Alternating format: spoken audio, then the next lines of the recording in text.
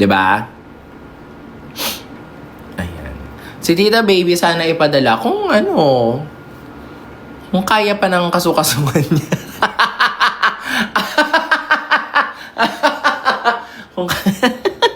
kung kaya pa ng mga joints niya. I mean, go. Diba? Yaban. Yes. Ma-invite mo naman sa live si Turing. Wow! Yes. Carry din si Mama Turing. Carry. Kaso, si Turing,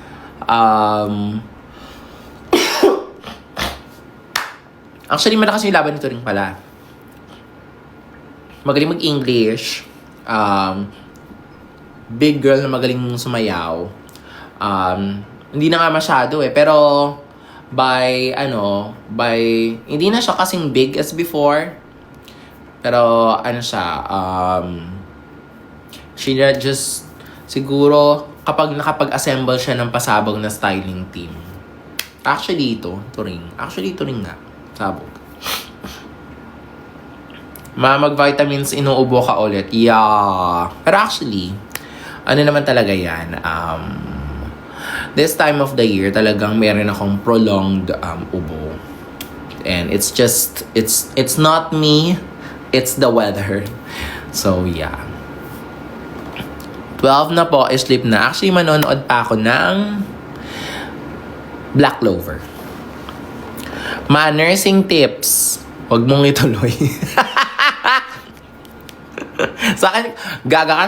Nakakatawa naman. Sa akin ka pa nagtanong ng nursing tips. Ako nga yung hindi nagtuloy ng nurse, diba? Yes. Tinapos ko siya, kumuha ko ng lisensya, tapos hindi ko tinuloy. Yes. Ha. Machiklet ex Batang Panot. Tignan natin. Actually, message ko nga si Precious. Dapat, hindi pa ako nire-replyan eh. Parang gusto namin ng bagong number for the Valentine's Day. Parang we need to have a new number together. Hint po sa special guest. Hint sa special guest. Yay! Okay? Ano masasabi mo sa mga nagda-down kay Minty? Lagi namang may ganyan. Alam nyo guys, kahit nga si Marina mayroong mga bashers. Diba? Sino bang pinakamagaling na drag queen? Ito nga, nakakaloka, napanood ko na parang merong mga threads sa Facebook. Most underrated queens in Drag Race ever. At ang number 1 nila si Sasha Colby. So parang laging meron at meron. Meron at meron. That's just the way it is. Si Marian Rivera may basher, si Angelina Jolie may basher, si Anne Hathaway, si Meryl Streep may haters, si Oprah may haters. Lahat meron. Si J. Queen walang bashers. Wala lang din may gusto sa kanya. Charing. Maganda yan, walang bashers. Kalmado lang.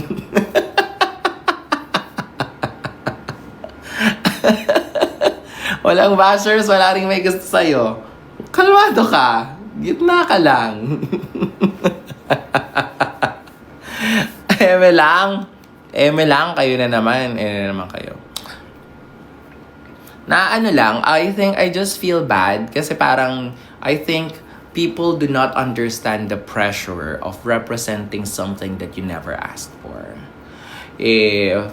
Very simplistic nung sinabi ni Minty na parang kung hindi kayo nagde-drag at you've never worn a 5-inch heels for 8 hours, hindi valid yung comment niyo about drag.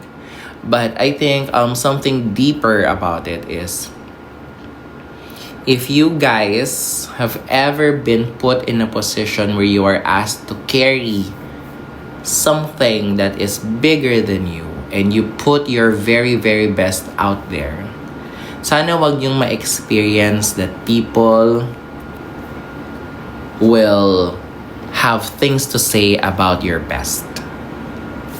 Diba? I hope that anyone or any basher for that matter do not get to experience the kind of hate that you so willingly give to other people, especially when you are in a position where you pour your heart and soul over something. Diba? Yun yung masakit dun eh. Actually, yung masakit dun, for me, hindi yung mga words or ano. Ang masakit sa akin kasi alam ko na yung puso, buong kaluluwa, ilang pinuyat, pagod, dugo, pawis, iyak na nilabas ni Minty. Whatever that is, with all things considered, that is her best. And may all of you here do not ever get to experience that when you put your best out there, you will be put down by other people too. Diba?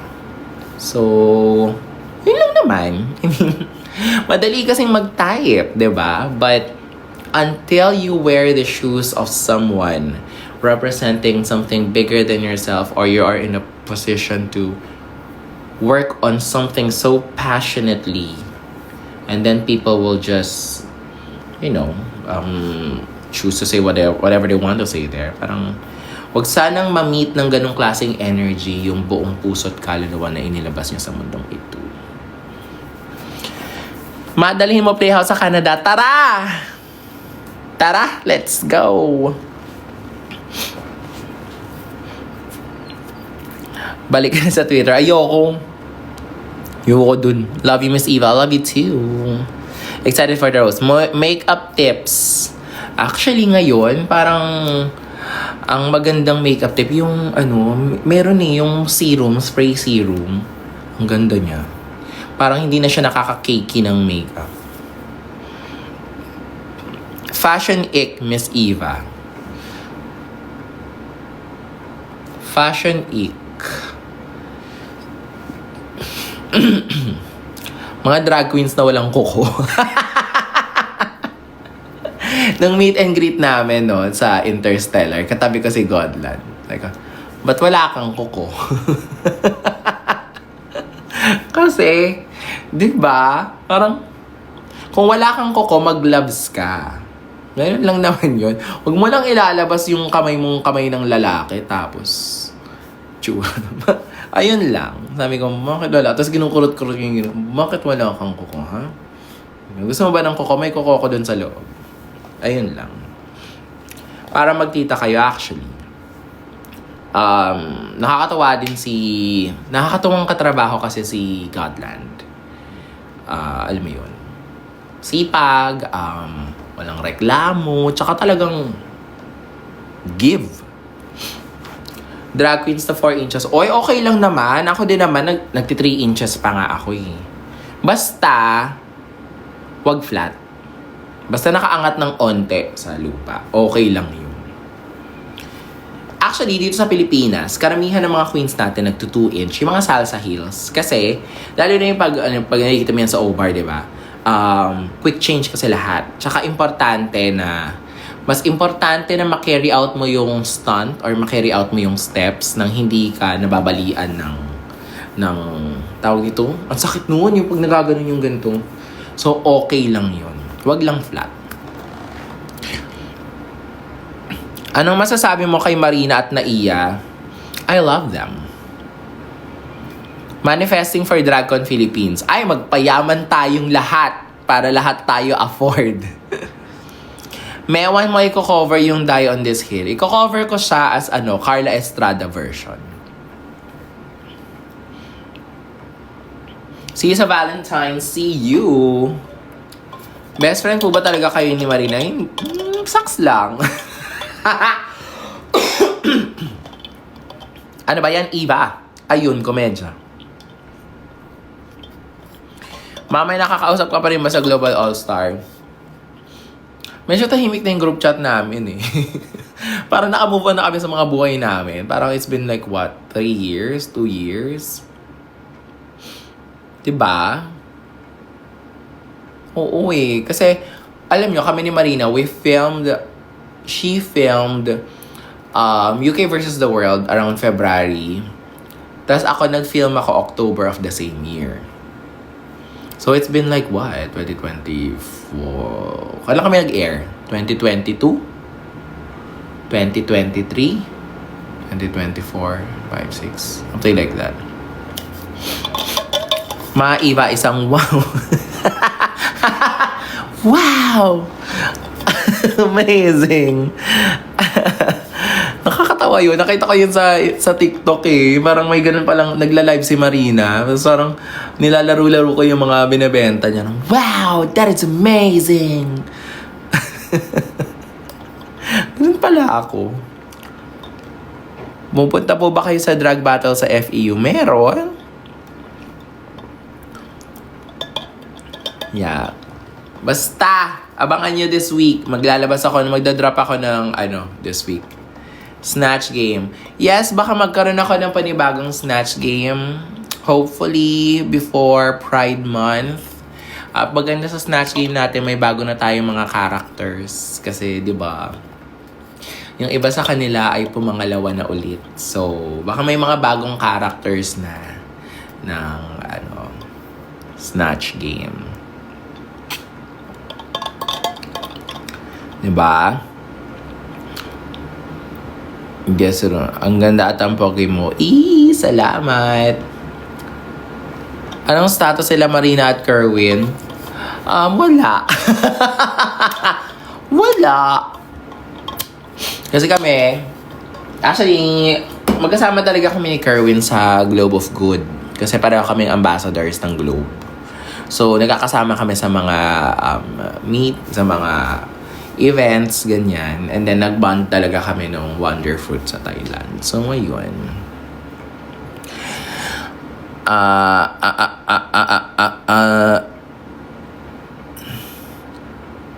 Kailan niyo po i-gig si Minty sa channel niyo?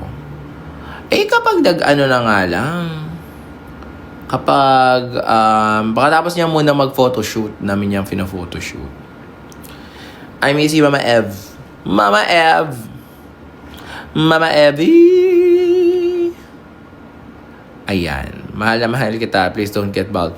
Nakakalbo na nga eh. Pinapansin niyo pa eh. So, aayusin ko na yan. Ayan.